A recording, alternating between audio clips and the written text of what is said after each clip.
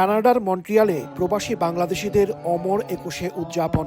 Mary Annie স্কুলে অস্থায়ী শহীদ মিনারে ভাষা শহীদদের প্রতি শ্রদ্ধা জানায় মন্ট্রিয়ালের বিভিন্ন সামাজিক সাংস্কৃতিক সংগঠন। এ সময় স্থানীয় জনপ্রতিনিধিরাও উপস্থিত ছিলেন।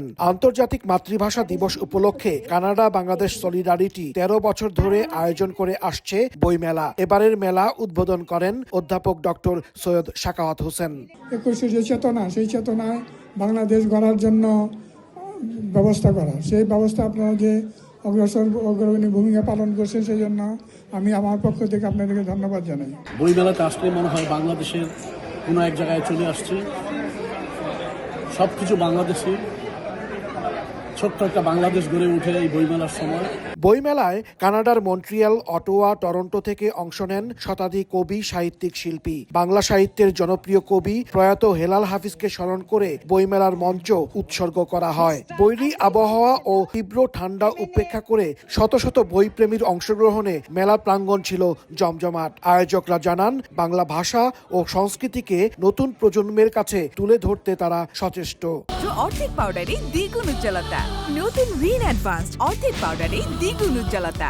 দেশ থেকে 1000 মাইল দূরের এই মন্ট্রিয়ালে আমরা এর আগে আরো 12টি একুশের বইমেলা করেছি। আজকে এটি আমাদের 13তম বইমেলা। কানাডা বাংলাদেশ সলিডারিটি মন্ট্রিয়ালের একটি সৃজনশীল সংগঠন শুরু করেছিলাম। আসলে দেশের বইমেলাকে মিস করতাম খুব বেশি, তো ওই জায়গা থেকে আসলে আমি শুরু করেছিলাম। একুশের এই যে রক্ত ঝরা যে মাস, অগ্নি ঝরা যে মাস, চেতনার যে মাস, এটাকে ধারণ করে আমরা এই বইমেলাটাকে এগিয়ে নিয়ে যাচ্ছি।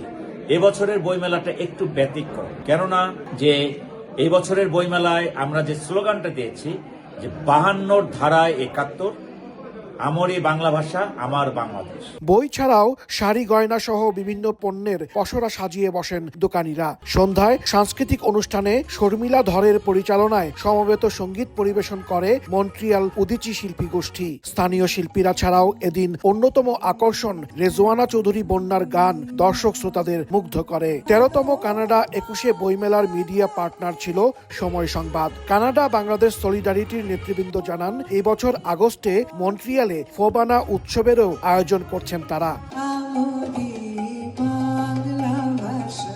সাত সমুদ্র 13 নদীর এপারে কানাডার মন্ট্রিয়ালে অনুষ্ঠিত হলো অমর একুশে বইমেলা।